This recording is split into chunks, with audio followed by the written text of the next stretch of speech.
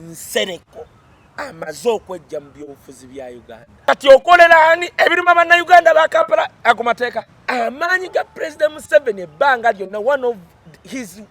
one good powerful weapon has been to allow Ugandans to express themselves ku bizibu bya bannakampala. Nsereko ly'etteeka ly'alina okuleeta kati abaganda ng'abo abasajja be bagenda okuleetera abantu obutaddamu kwesiga abaganda. Nsaba Katikkiro wa Buganda ddamu tujjeko DNA buli eyeeyita omuganda ng'ali mu politics tumuggyeko DNA sobola okuba tukolagana n'abasajja bakongo. Oyo Nsereko yanyampye ku Nsereko ne Museveni twala Museveni tumaze emyaka 36 nga tugamba ku Museveni nga tatunyega omusajja omusiraamu omusajja omuganda. Nsereko akimanyidde ate omuyivu ava mu famire yakabi. Nsereko akimanyidde ddala nti waleeta etteeka eryo tewagenda kuddamu basiraamu byobadde boogera mbu ndi mutabuliki. Nsereko agenda sibisa abaganda. Nsereko agenda sibisa abaganda pu omukazi yenna bw'aba akukyaye byokola byonna oba tolina kyotugamba eryo erivubuka li God's plan bwe lireeta ebitundu by'ekyama bya Kiragashumba tugenda kwata emigo tulirinde ku gundi ku Entebbe airport. God's plan, I want to tell you, Uganda emitima twakaluba tulabye ebitundu by'ekyama biweddeyo. Kiragashumba oyo alina akanyonyi bwekati akalinga kakasuku bwekati okaleeta okatukube bw'abanga Kiragashumba muwalawo nga kubeeyendako Eddie Kenzo aba oyo muwala akoze asala. God's plan ate naawe kankubulire Tujeko Amaalo ne gundi n'emimwa gye giringa egy'abagundi aba Nigeria oba kukyawa accept it nti bankyaye. Segenda ekyuka olaba ne wano amasomero gavuddeko muwana Ntebbe nabadde ndaba amawulire wano Ntebbe wana amasomero ga Museveni agali Entebbe nga gonna gavuddeko gundi amabaati kakati era ate ebyo binyumya munankani nenga kati wali safe building eri wali Ministry ya Agriculture nenga mu makati awo waliwo essomero lya oba yonna lyavuddeko amabaati nelidera mali kati ogweyuke we kujja Uganda State House evaawo weka ati nkubulidde anti kati nkubulira bano bagamba bagirongoosamu eyevaawo era Katonda atusasira busasisi. Waliwo omuyaga ogutajja Uganda ne kumala kujja Uganda bino ebizimbe bazimba olwabigwa kwa musana bino ebizimbe bigwa ku musana kati eyo unisi negezejja ne marejane ku bino kwe kuno omulembe kankubuli erine gwanga fu Katonda yatuwe era abantu yabona ati kankubuli ekinkimu nzera actually njagala okwebaza Mukama ku bantu ab'enaalemu abanjagala bagaba wisdom oyogera ebintu ffe bitasobola kwogera. Genda buzaidi kirabira wana akulembera operation notification bapita wali nampita bagundi ba pilot b'ennyonyi oyogera amanya gaabo jabaleetera ebizibu anti eddi kirabira yetasobola kukugira yakulembera operation notification nanga wisdom. Let me tell you something. Nayo yi office yo wenaalemu yekasya soso kulembera operation notification wali nga n'aba opposition bajjawo kidda yenna bw'obanga oli leader nze nkubulidde genda ali ku pine ojja kulaba oyo guy ne ba opposition nga balina simenye ensigo zaabwe ezo ze bagaba ye tagamba mbu benaalemu baaziwa ye difference gyasa soso okukolako wali wuliddeko nga njogera ku muntu akulembera ebyo ebintu. Okay. Ye difference. Otherwise, bannange mbalamusiza amanya gange nze Kaye wisdom tanu omulala yakula ku mato mutali mazzi ne serira akabuli jomba jukiza twave Lwengo Isingiro ne tuyingira Buganda tuli bana basabasajja kabaka twatuka nenge twazikyusa mwoli gwa wendigwa tugamba tumala kugwa kabaka wa Buganda yasembayo munonyeko nonyako ku Facebook page ya Kaye wisdom enamba yesimu esembyeyo 39 yebe yange kati mayintulanga abantu batukozeemu Kaye wisdom official jetunye ku YouTube channel nebirala wona wosoro tusanga. Yes, all right. Eriruda weyo esembyeyo 39 bagisanga wa omanyi nazulanga bankoze mu Facebook page nga 10 which is very fine with bafani ba wisdom Kaye bitya nate wensanga Facebook nga abantu bali mu kusonderayo kuyamba wisdom hatu nga abantu ne bawaayo nga bakusondera ku ki abantu basonda munanga abana balina ngeje boogera bannaye mbeegayiridde naawe wenyini woba akola Facebook yafaani baba wisdom tokola kintu nga togambye Kaye wisdom obeerawo omuntu n'akugamba ate munaye baba n'abantu abaana basiba kuli ate ye yenyini yagamba munaye wisdom nakuwadde emitwalo 5 awo ku kozi gye tusonda nimugambe yaki so bannaye mbagamba bulijjo call me ate ogambe nti wisdom tayako video noba oyagala kumpayo $1 $2 call me bulijjo mbawo enamba yange 070 49 43 sola kumala budde bwogera mbu yajja ati ayina kaki oyo God's plan is osooka mulaba nga ndaba ku TVN byesanyuka bamuleesa awo atulaga nti yali agira ku mipiira banaye munansonyiwa nti eddoboozi muliwulira nerijja kuterera mpola nendaba omuvubuka of course nga ndaba awo Shira Gashumba kuba Shira Gashumba you can't deny it is one of the most training people not training because training ne being forward byanjawulo kati but training for training and Shira Gashumba is one of the most forward people in Uganda ositegeera so kati of course nafuna boyfriend omupya oboyo yali wa 10 munanga omwana oyo mulaba bale serist era je ngenda jogera God's plan yagambye yalese listinga mpanvu nzibu kuba yali ayagaddeko kukaga nembala abalamu kwega ku myaka 18 yagalani 12 yagalani sagala kulimba bantu list eriru yalese list nga kuliko Fikfa Maika kuliko mukyala wa simanyi oba banawulidde mbuneri yebba wa Vinka I stand to be corrected gwe yataddeko nedi embu yebba Vinka yes I stand to be corrected wabasi yoyo ne oyo nga kwali kuliko kukuwaza banga kasuku anti kubulya bibalese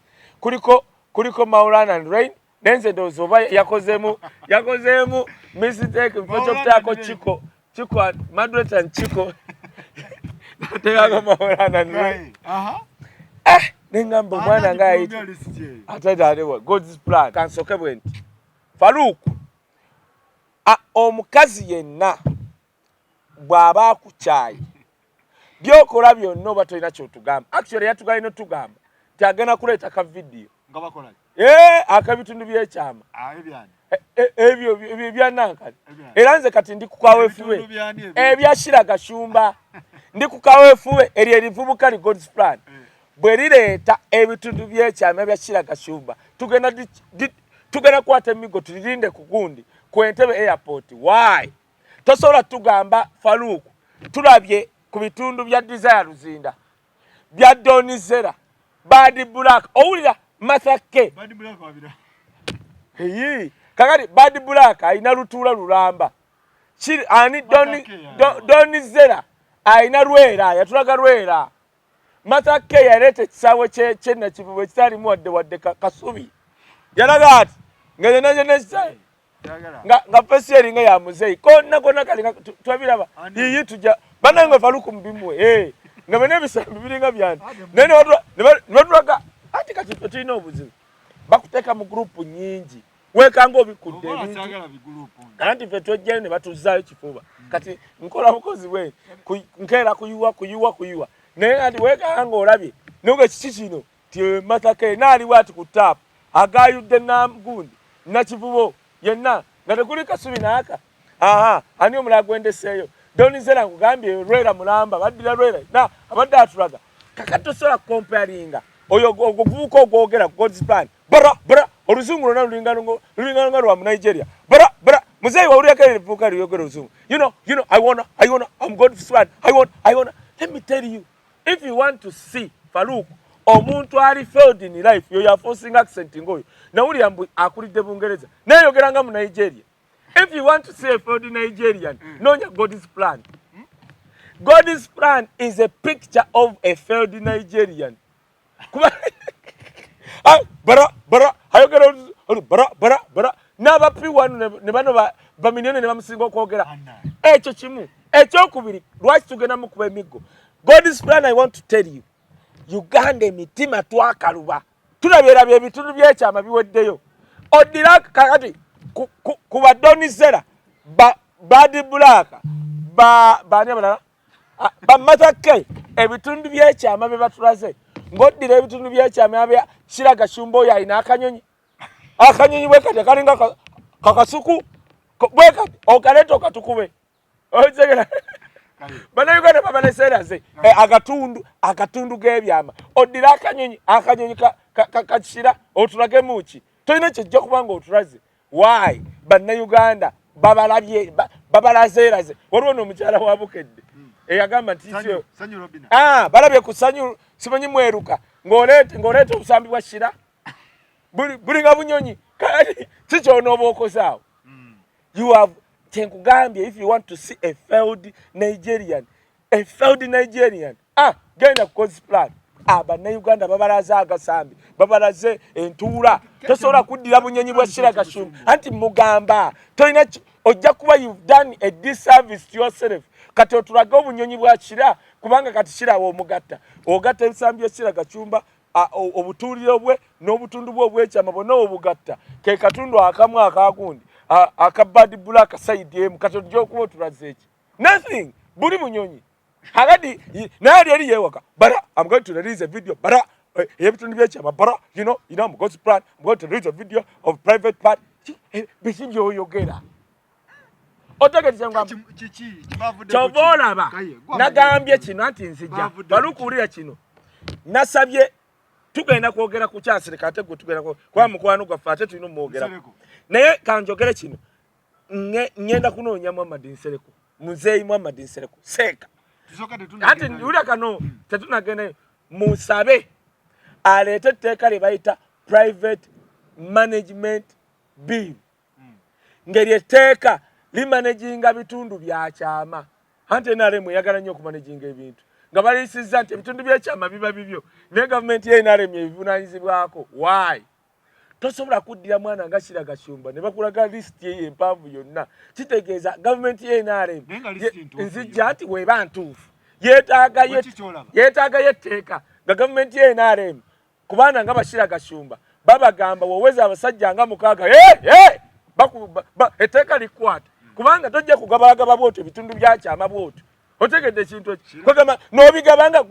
tolinaamu wadde neema yonna wadde imaani wadde sunna otegedde ne babala madrata nkiku fik famaika otuuka ku bantu bana naawe ne weesika ne wennyamira omunigeria bwati omunigeria abo nno nga tonakata lisiti nno tekubaddeeko rikman ne godis plan yenyini alinga ekikere tabaddeeko kakati ogenda n'ogamba oyo mwana wansi ateekayo ki ice cream kiki ekyo otegedde kyenkugamba if that list is true bonna yabataddeko era yatugambye Kenzo mbuyiwe yalinga ne Rema nadda nakola kakati omwana ogenda n'omutunula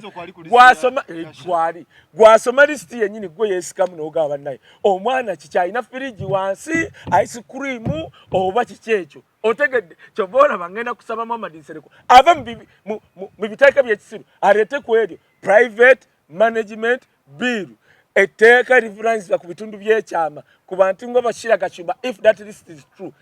ebitundu by'ekyama biba bya Kiraga Shumba ne gavumenti ye NRM nga ebivunaanyizibwako bimanaginga eye mugamba gundi mwana gwe oyagadde ani lekeraawo otegere kye mugamba otherwise naye ate kyenzirira mu Kiraga Shumba kino kibe kiyigirize abaana abawala njagala olabe lisiti eyo ku basajja abaliko katusooke ne Kenzo Faruku bw'obanga Kiraga Shumba muwalawo nga kubeyendako Kenzo aba oyo mwala akoze asala abakoze rosi ku Kenzo kisinzira nti kigenderwa bwali bufumbo kiriwa Kenzo ne wakuteeka wennyini wamatalinga Kenzo asobola okwebakako oyo mwana ku kisenge ne babalaba meka be Uganda ne bateeka ku bisenge ne bukomera tebasukka mu motoka Kenzo ne wakuteeka mu motoka ye emmotoka ya Kenzo eringanga gundi muzigo osegedde kyenkugamba n'obuwoowo obuwunya nkugamba kati mbuli abaana bawala mwagala abasajja abakwongerako value ne bamugjayo nti wisdom nti ani Kiraga Shumba bamusanze ne wisdom of course ensi esobola okuba shocked nti bannaye wisdom nno naawe wempapagalika ku lisiti eri gye twalaba naye otherwise wisdom taswaza otegedde kino kidde ku mmwe baana mu abala mumpulirize bulungi babadi bulaka we batusingira bati ebyo gamba nti ono musajja simanya aina six pack simanyi wankwata bwati simanya mazaako ebyo kumala bya lutalo bwo musajja gwoyina nga tamalako naye nga aina kibayita obusobozi aina future yo gwe mala atoba yamaze otegedde nina njija kwecho Faruku naye kansoke mbulira abana abawala tukomparinge kubanga kira gashimbe byaddala obulamu bwali musibubi oyina kubanya nti gwolia oli muwala muna Uganda ne oline sen ani go dinya chimpaye linya mpaye linya bana balaga kanyama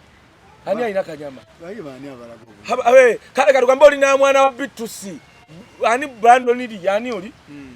akera kulaga kanyama yakola kangeze kwa babana mikwano gye kwamba agala nnyo nekiri nti gwe muwala gwe soko campaigning ono mulenzi kwenjagala nyongera coach when it comes to future because marriage and relationship is not only sex but opportunity akakana kankubuli abana bavandimu era mwengereze mu abana bavandimu bagenda kupatwala Faruku bagenda kutwala laba shira kakubuli abana bavandimu bazibu Brickman okimanyi kati mweno game ya chasino kubaluza ye Brickman ali kuki anti kasa yayingira kasa ya bamukombyako pupu emipira najireka najo setoringa Uganda oyo shira kankubuli abana bavandimwe ngaba bashira balabika Katonda abateeka mu ice cream eyo yadire Sweden naleka team yomupira ali wanakera tugamba ayagala yimbanga bwabwa okumanya kiro omutyanga bwe yayagerya FIFA maker ba FIFA maker omukubira n'omugamba show eyo another wait a minute siwe show ya msalire oyo mwana ina ice cream chobulaba shiraga shimbo yo mulaba era mwe baora mwe kamba buli bwozuranga ekyama choina mwifa cyo kufumire bano bashiraga shumba ekyama ekyo kikoseza ati nkubulira twaka kati FIFA maker kati kankubule FIFA maker gwatamanyi FIFA maker ye Tupac ye Notorious B.I.G. Dr. Dre Snoop Dogg we Uganda otegedde ku kingamba kakati oyo mwana naye olaba oyo Snoop Dogg wa FIFA maker bamukubiranga period jaberanga no FIFA maker nga shoma mumfuna FIFA maker kana nyimba dajafu Kimani ali kuki oyo Kimani ndongo anti kakati future ye kati eri mu bitundu bya shiraga shumba byeri anti kakati ekiroto kye omusajja yava Sweden kumupira kugambye nakagamba kino sikira tinka kiraba kakati amanyi gashira gashumba Katonda yamuwa mutwe munene yamuwa bisambi binene zabu ali awo era no zabu atwale Kongo ali awo Brickman ndongo sikyagitegere bwana moba wala kati abali awo mugamba shira gashumba mwenze kamba bulire gora baba abasajja bibakozera ina apo bonna tebali bubi kati nga tonna bakuvuma shira gashumba go muwala gwe mbu ayagadde jagadde abasajja gwe kuba mwaka fana ibo wali oyagadde bakati nawulidde ne wannande eyo mwana yayitaga private order management bill bangambyo myaka 20 kati wekiba kituufu ku myaka ejo kwera ina apo tyamuwuliramu n'omusujja actually kyenkugambe nti Brickman mukino ate kati yakyasinza okulwala omusujja gwe bakuba Faruku bw'oba otudde ne bakuba list eyo omanyina amanyi gesajja gakubula gagwe Brickman okaba bakusanga oliwe Brickman aliwe Kaye lise yerikani Edikenzo weba chobola ngambye webantu yakoze collab ne Brickman ate shiraga ate Kenze kwatagana yate ne bitundu by'ekyama eri kuba Brickman yataba kutensa ya mchara we nagenda ayimba ngono walinze jukiro ne promoter we ngakula Snapchat ngamuteekayo bili ebitundu ate bayida we kamba bulire ekintu kimu mweka God's plan ate nawe kankubulire Tujeko Amaalo ne gundi n'emimwaje giringa gy'abagundi aba Nigeria ebitundu by'ekyama by'abawala kakule Faruku wadde abasajja twekaza bwekaza biba bya mukazi abinako constitution tabina otegede Katonda yabimuwa ne Katonda tabinako buvunanyizibwa wewuliriza Faruku ebitundu by'ekyama Katonda byakole by'omukazi ne Katonda yabikola tabinako buvunanyizibwa.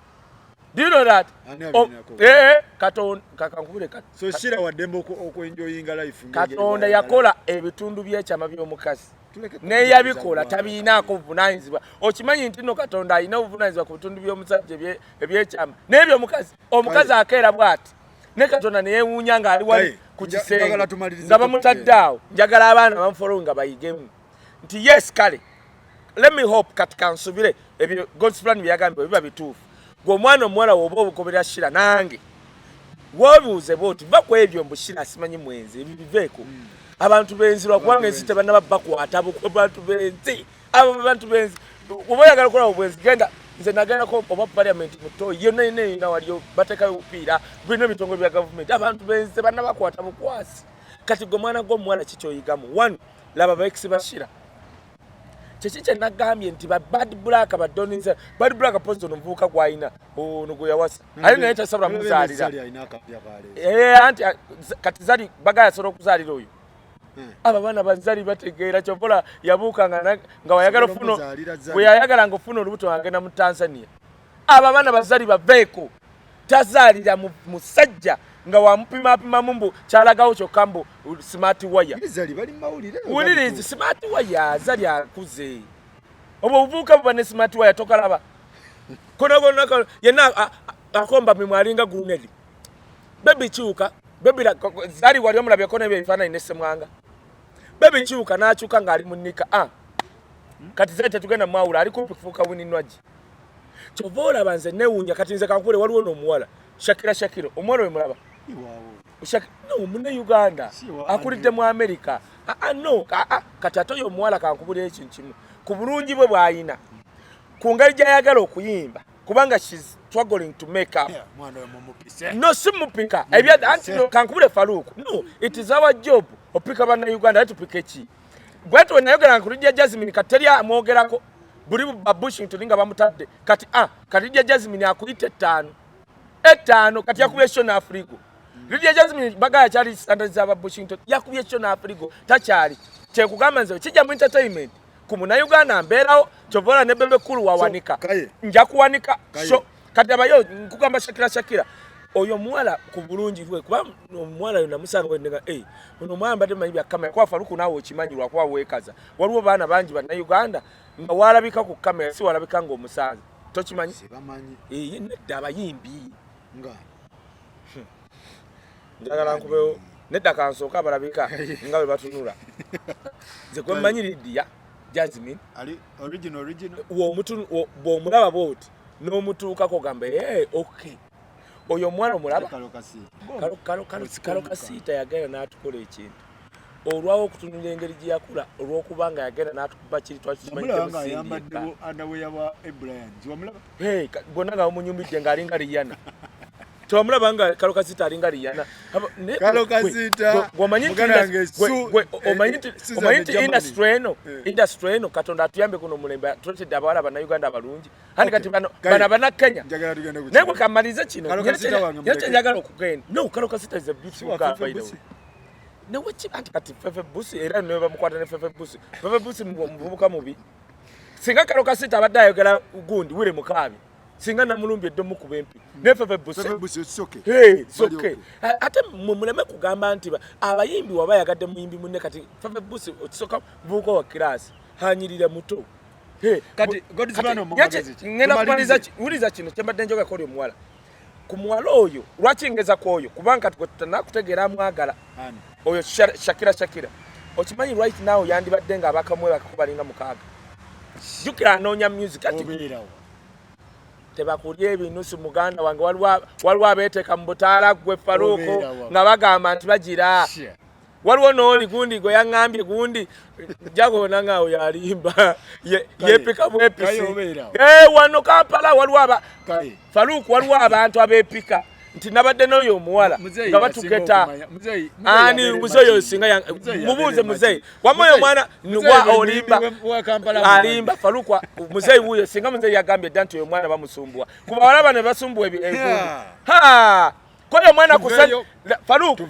Shakira kusente zalina n'emmotoka gy'avuga ku bavubuka bawana abayimbi singa basiba mu mmotoka ze tuveeyo ebyo bali waliwo olirwa kubanga kyali wange nani mutadde wano yeepika n'agamba mbu nakwatako tugenda binoonyereza mu yali akola nyi kubanga kati lwakubanga oyo omuwala alinga Lydia Jasmine bonna bali siro bati balinga ku 7 bali siro bambi tabamanyi kulwana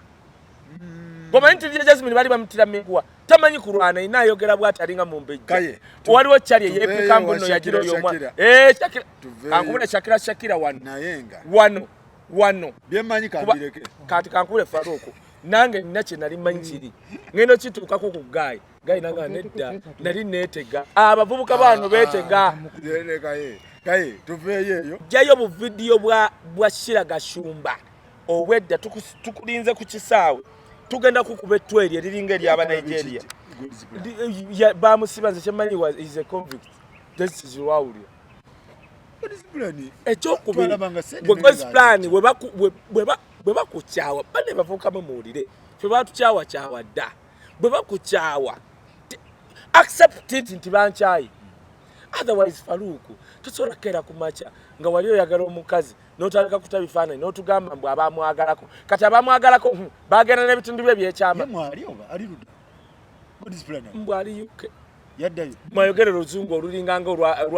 olwagundu Sudan Brian White nalabye akafaananyi esooka naye nga bituufu ebyo bya Brian anti teyayogedde anti twalwadde twalabye aka video ku TikTok neŋŋamba Mukama Yesu era Katonda atusaasire Brian White aleme kubanga yo yerwadde ayina etteeka lyaleese agamba nti munnange abatambuza obutambi oyogera njwanja Faruku lwakubanga era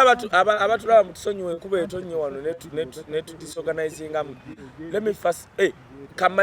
kino kyokka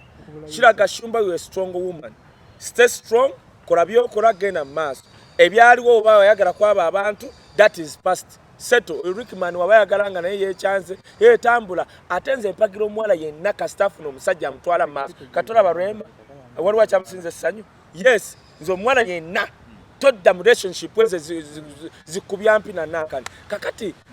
Muhammad Nsereko muzeyi wange Muhammad Nsereko wali ewaffe ebukesa chairman waffe yekagwa Muhammad Nsereko abe waffe ebya lo twamulonda ebya lo ebyadda Muhammad Nsereko mwagala nganze kuva ku taata we yali kodi Kampala wano ng'osala busazi wali ku nyumba ng'oli ku yaffe naye Faruku Katonda yakola Bob Wine yayogera statement abantu abasinga tebagitegeera yagamba bannaye kamba buli mwe mulondeddwa abantu mwe mupi naye abantu bagenda bajjaji kuba bemukolera ye n'akivaamu buli gwe bakuwa opposition bwati nadda wali teri anenya Bob Wine waliwo MP kawempe kazibwe ebyallo bamucomplainingako nti yalya bwe bagamba mbu kazibwe nange wange kazibwe nze nagenda mu bwayise eriye mu katoko nga munoonyeza akalulu kazibwe tampanga ku ssente era naye tazimpa nkunze omuntu eyannumba musimba gwe sali erabira Seggirinya yalabanga nga nkuba ekikopo kubanga nze eyo parliament yandinsaze singa Seggirinya taliimu olabe ekisala kati tulinze embwa yonna egenda okujja mbu yesimba mu Seggirinya now kyembadde ngeza kugamba Honorable Nsereko ku kaliba yonna kubanga ebyallo obululu obusembyeyo obubiri bumusumbuyemu ekyanyanzi kino naddala kino ekisembye ebyallo kamusumbuye ffe tukkirize nero okubanga kati ffe tumwagala kamusumbuwa ebyallo akalulu kana akanyanzi era history will tell naye nkubuulya Faruku tuli wano Nsereko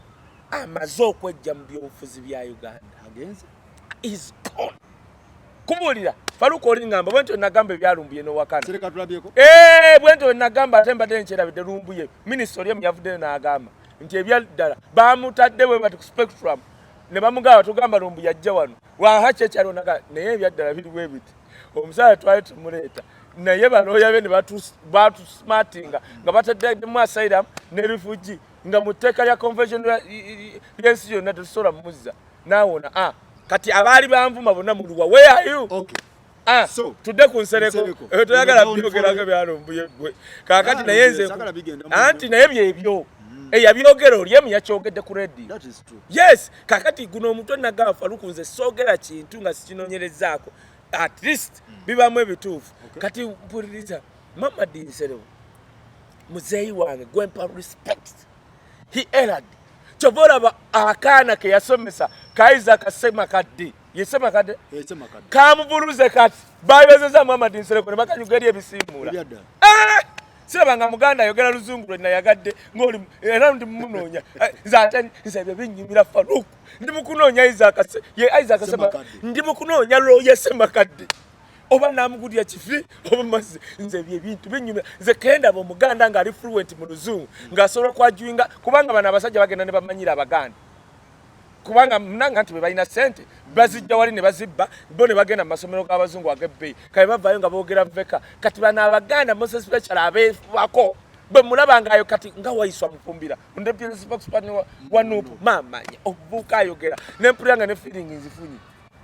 ozegera ko zonna waliwo abantu aboogera noyagala okusesema zonna kasema kadde yakutte bwati yakutte Nsereko n'amukwata n'amukunya ati n'amala n'amulinyirira ati n'amala n'akanyuga eri bu rubbish kamugambye it is my right to call you a fool nenga mfuta what atiteka bonna kasaba lawyer bonna balo atebe distinguished lawyers kamugambye kuwasomesa nengamba muzeeyi wange Nsereko nga mukulu ne kasoka kamusika eriyo kakati muzeeyi wange Muhammad Nsereko chanseza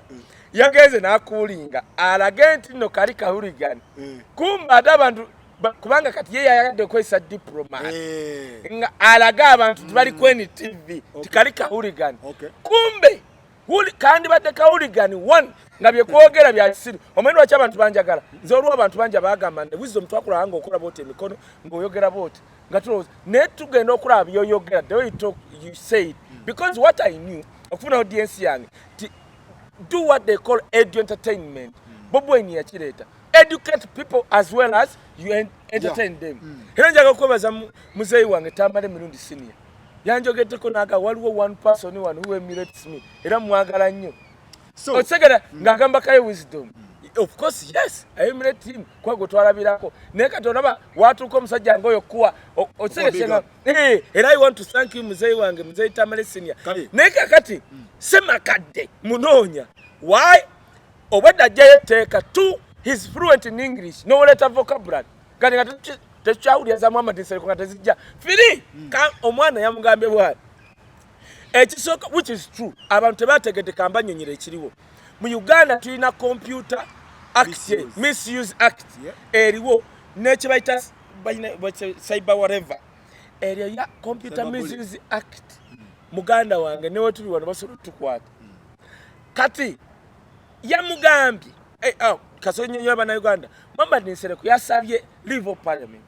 agende sikola teeka ddala njagala abantu mutegeere kubanga nze Muhammad Nsereko muzeeyi wange mwagala nnyo mbagala namulonda ebyallo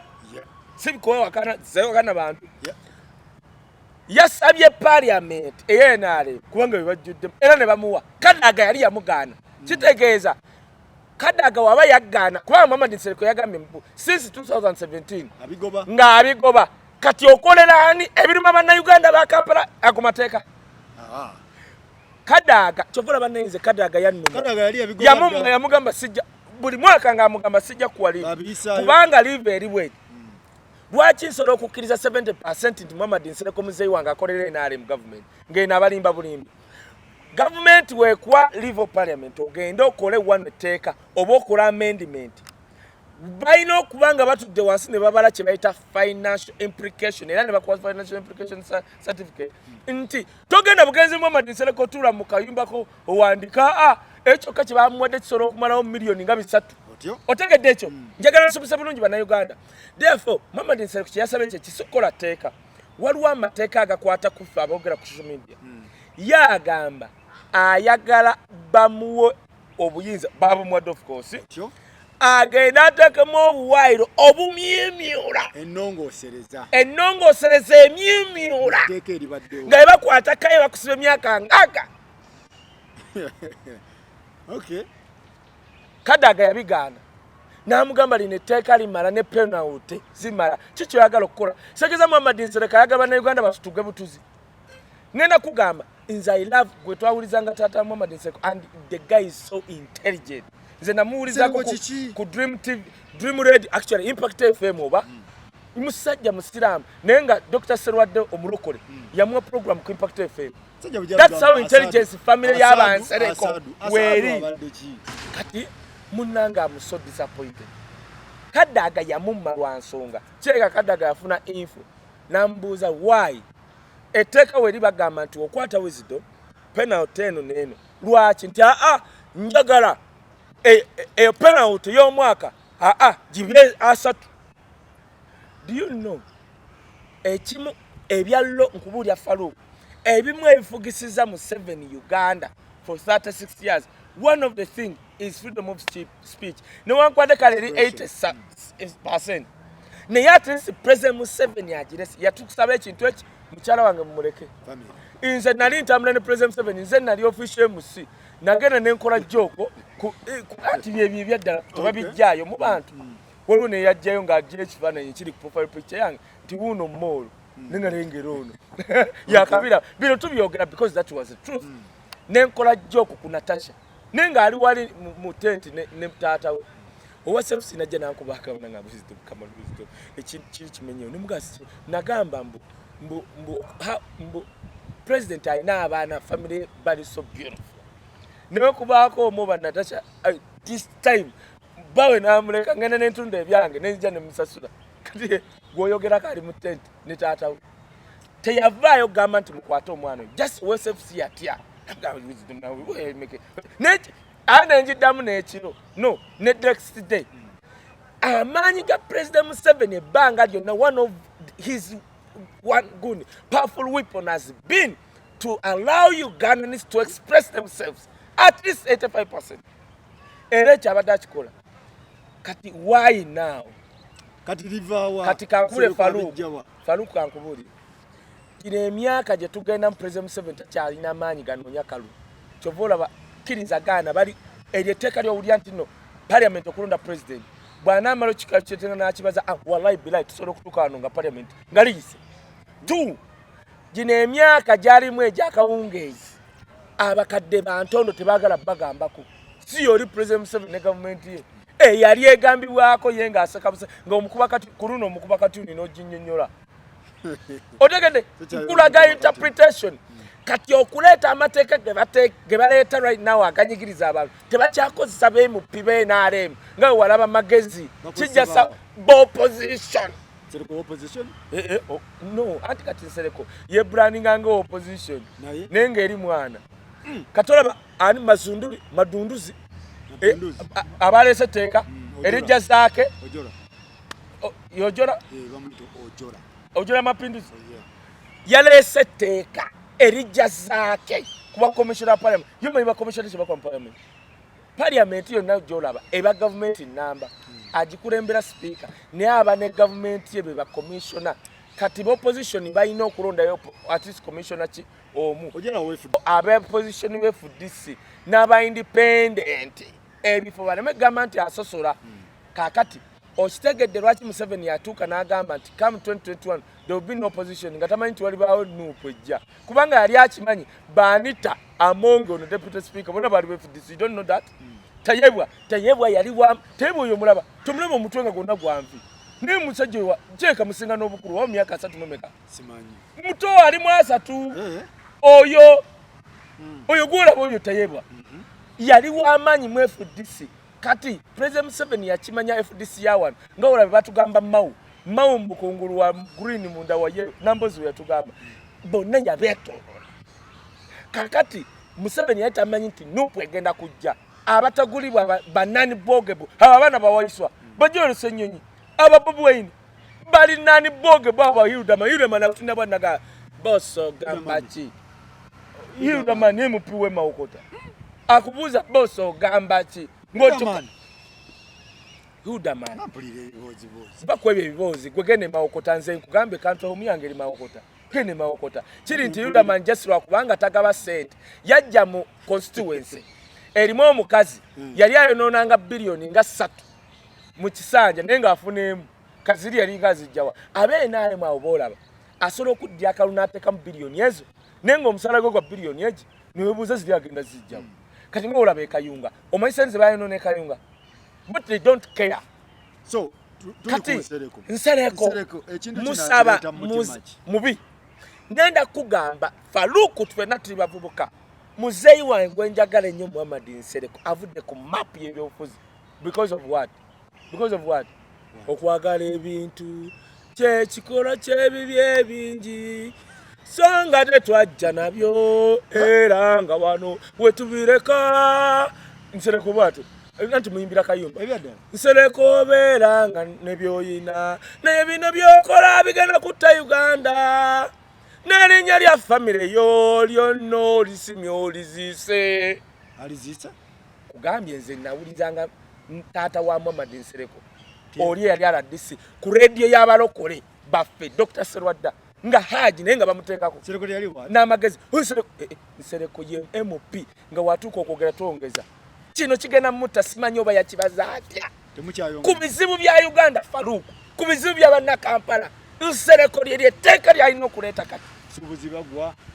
Muhammad Nsereko oyo mulaba yabeeranga ku CBS ng'agamba nakyemalira ono takkiriza abantu kwogera Asadu ate bikyakola Asadu kate bikyakola Asadu naye one of the brightest people oyo musajja oyo Muhammad Nsereko kaakati tebikyakola era ngenda kugamba Faluku you be my witness history is going to tell Abaganda ngaba basajja be bagenda okuleetera abantu obutaddamu kwesiga Abaganda that one nabo ababedi bwanika boogera naaga ababedi bwanika abo babuziza abedi bwanika ula kana kiri Faluku Kaye abedi bwanika president wa kibiina kiramba bamugamba lwaki togera notesa ne Museveni nga kibiina kyo Bobi Wine naye ng'oma kyayagala Museveni anoonya ekifaananyi ng'atudde ne Bobi Wine kandi kifuna bw'ati agenda kuddamu atufuga emyaka agaana Museveni walifuna ekifaananyi ng'atudde ne Bobi Wine believe me agenda kuddamu atukalabula emyaka ana siyo ya atalya bisiike katani ngo bate gwagala okufuula afuna byawanika mulete tuteese bwanika ebintu afuna bwanika abo bapasta ndi mulokole tokimanyi nti ndi mulokole kankubulira ekintu kimu abalokole bapasta ab'amazima batono ate bali eyo sibe bana basiba mawulire oyo bwanika yakola statement yeji Museveni yali yeetaaga mu Kaluka 21 bakata bata 2016 yavayo n'akola statement yagamba Akaluka abaddeka free and fair Museveni yali yeetaaga n'agamba mwana wange wateeka ku luno yali ku kino Bobi Wine byonna tubikoze jawu tuteese n'omusajja tuta abaana kubanga abo obalina osiba ku biiki Bobi Wine yali tuteese musajja mukulu era abo abasajja abakulu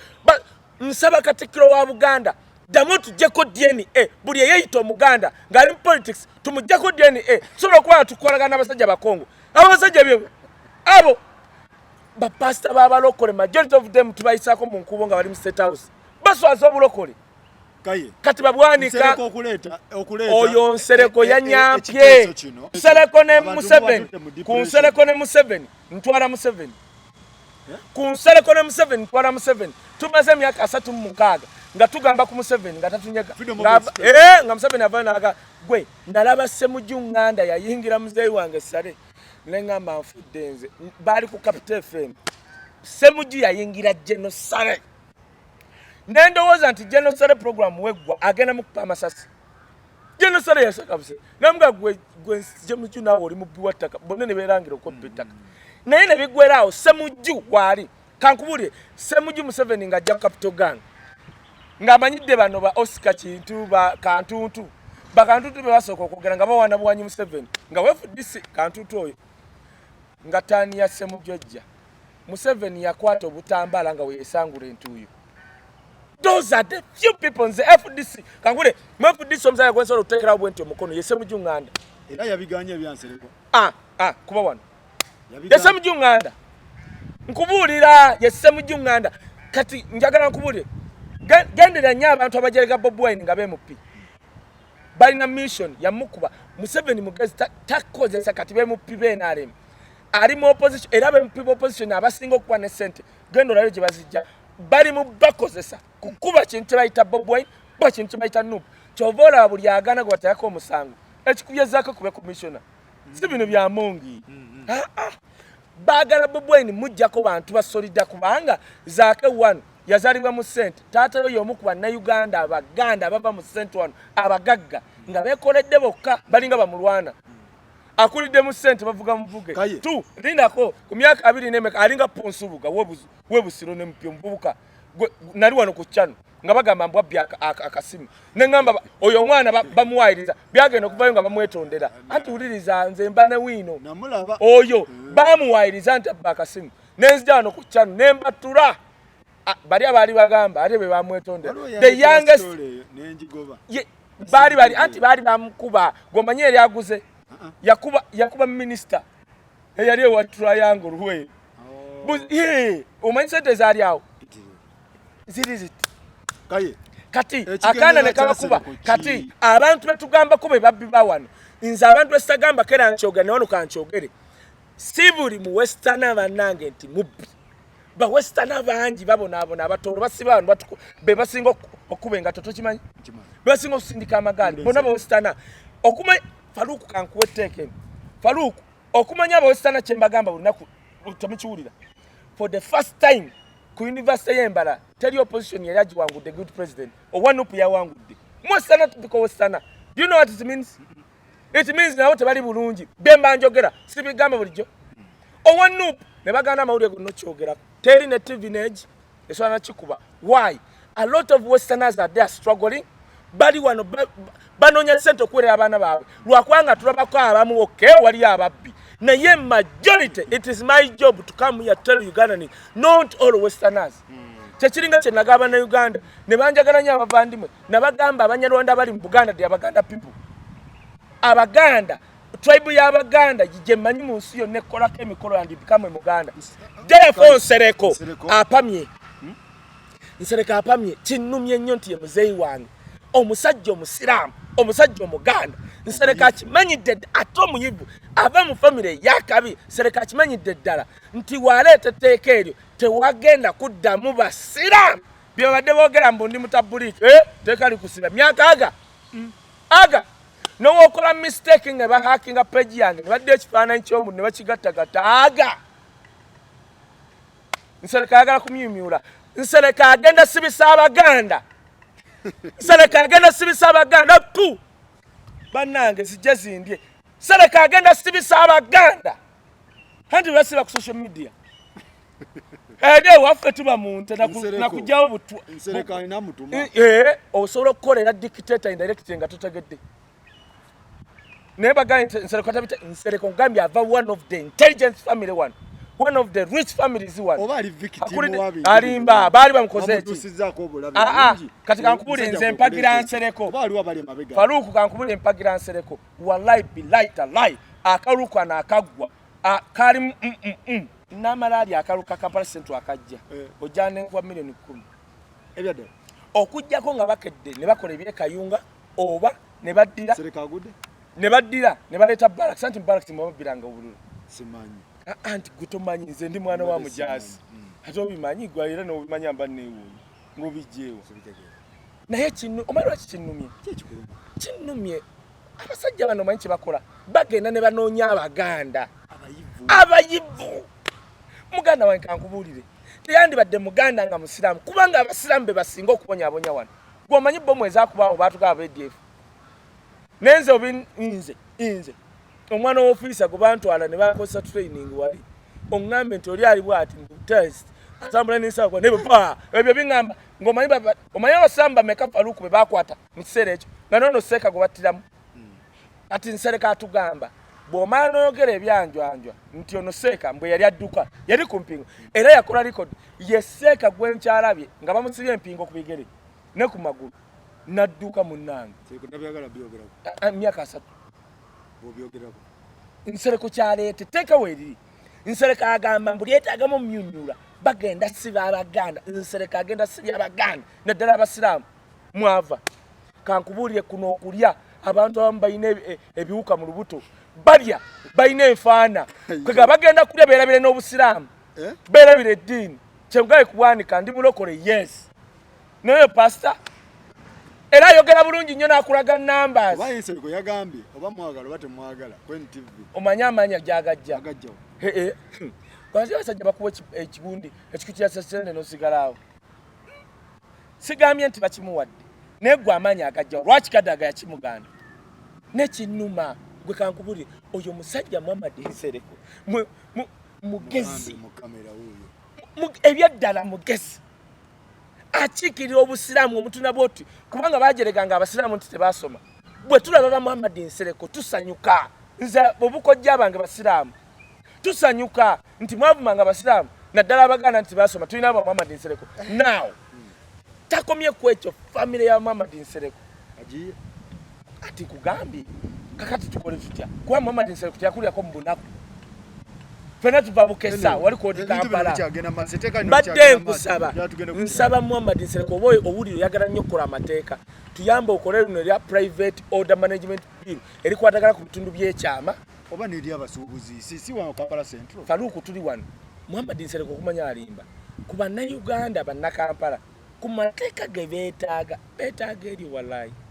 Jukira bakiikira basiba ku social media. Abana abana ba bombutale. Bawanika tomukazi atutta. Muhammad Kyaleta wanika ebyo byenjanja myaka aga. But Muhammad Nsereko agenda sibya abaganda, agenda sibya abasiramu.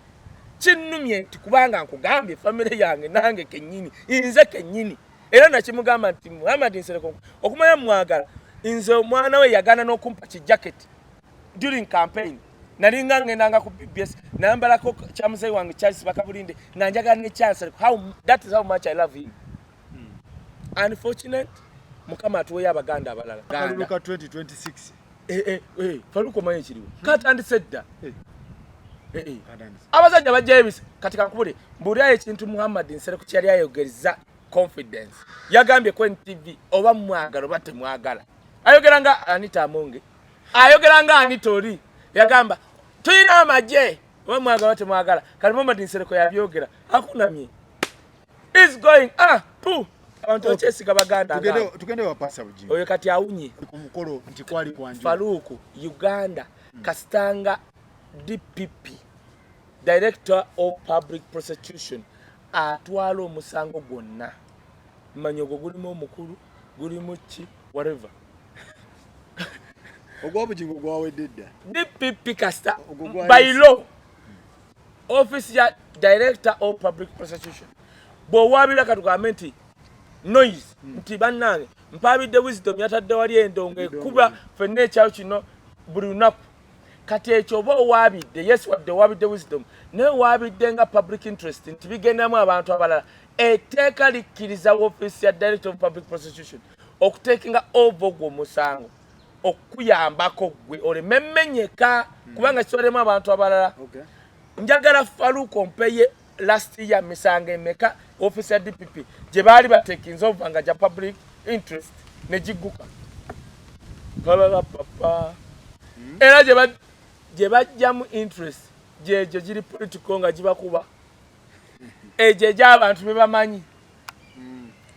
Bujingo awasiza mukazi we wokubiri ekyo kigirawo mu kitya office ya DPP okutekinga over. Kitegeza okutekinga over kisobola okutwala emyaka nga 10 okugwa.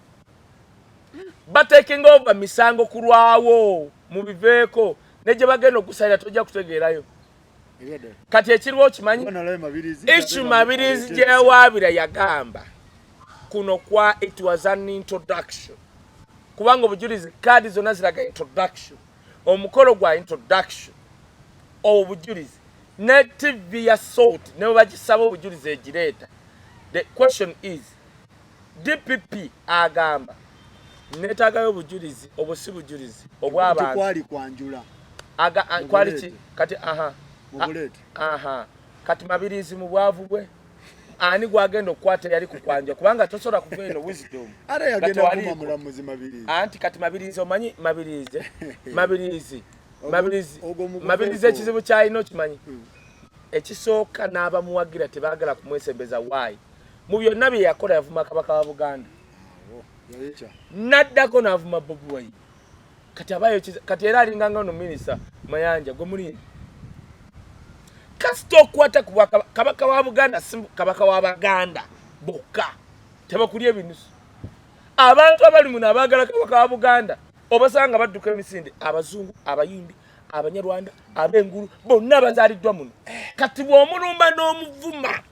oba tovumye Baganda as per se ate mwe tutebeerabira gomanya abanyarwanda abajja wano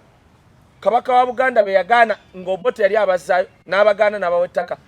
talk about abanubbi banubbi enili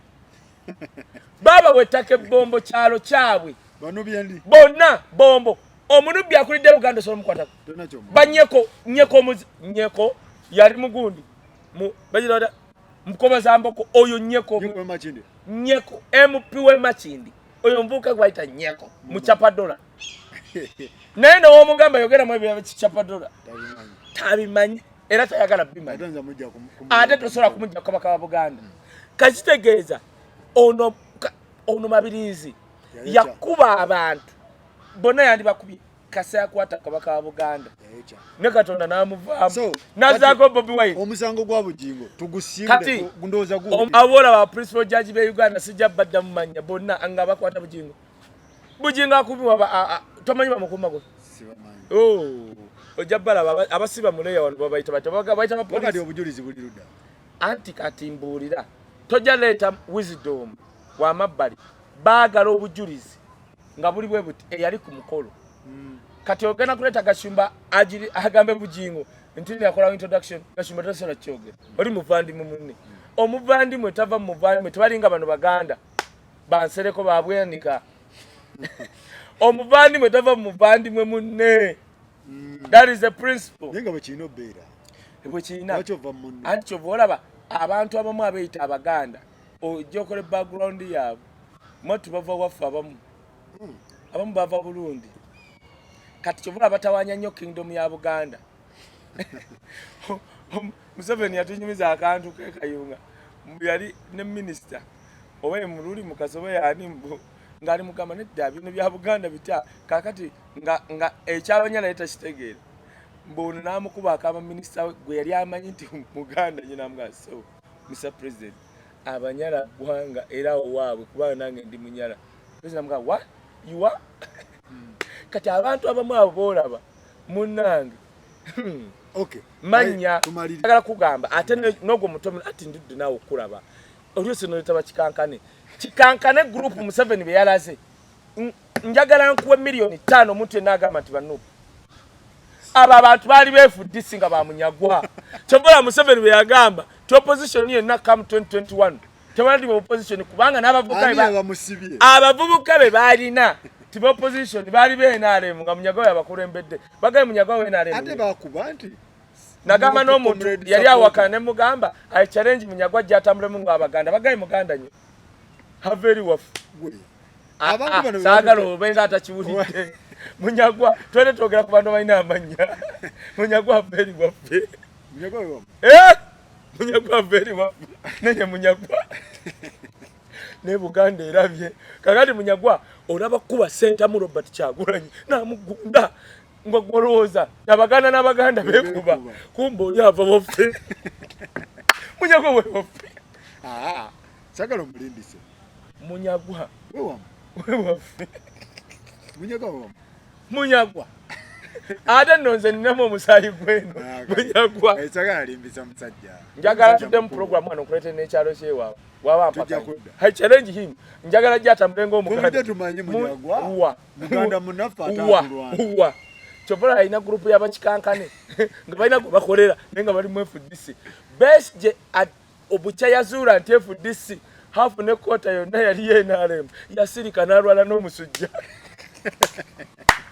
bana bamuliko chovola bati yadda kwesimba ku bukulembeze bwe FDC nabo president yachiringa yatya nnyo nagamba yafuna shock era bino tebakulimba nga nti neyawokana ne Bobi Wine best Kasaya yategeera nti abantu bonna bakikankane munyagobe yandeetera bali bayenalem yagamba bano basobola n'okunzita nagamba Bobi Wine you go I will support you bakikankane omuntu yenna agamba nti banupu ngenda muwa million 10 nalaba muzeyi message naye munyagoma nkyagamba banupu abo bakikankana Nsereko Wempe gwe tomanyi nnyo nti ndi wa bwayise abo abaana baali bamunyagwa era kyovula bwe yakomyewo ku NBS tebeeganye bebe munyagwa angamba tukuletedde abanuupu kikankane munyagwa yabayina yabadde abamalayo ssente zaabwe baali nga bakolera enale nga beenale naye nga bali mu FDC okubakyusa obatwala ne babambaza ebyambalo wawa gwe batwala ku training ne bakwambaza ebyambalo by'amagye how ate ne bakuleta mu State House Museveni ku COVID tasinkana abantu bwatu yababaddemu yekube n'ebifaananyi Museveni yali asinkana omwana we Muhoozi yatuula eri muti nono lwaki olowooza bakikankane yababaddemu bamukolera omulimu FDC nga bayita FDC naye nga beenaale abasasula kubanga akalulu akajja ka 2026 katandise kati bali abana tugenda kukwabya muzeeyi n'abayita kakati okigira Museveni kwe kuwandika abakikankane banuupu mukama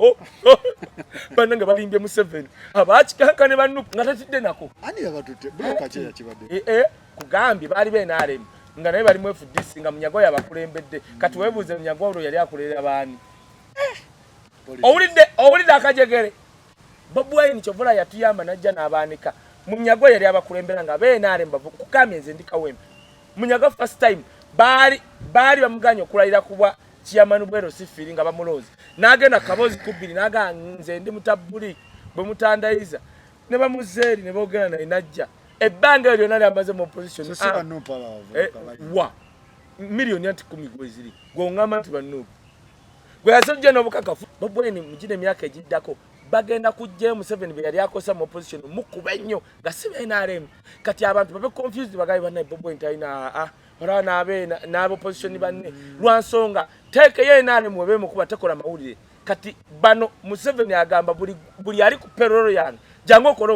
omulimu kola kikuba Bobi Wine kati gwolaba oli musajja yalize mu parliament ngajukira opposition yene yeekandagga weeks ezo oyo pamitani aliwa ina zake eyazogoba zake abo opposition weeks 2 baladde beekalakasizza ojala bamugaye komawo okola omulimu gwo n'akomawo n'asoma petition egoba zake nga naye bali mu kwekalakasa weeks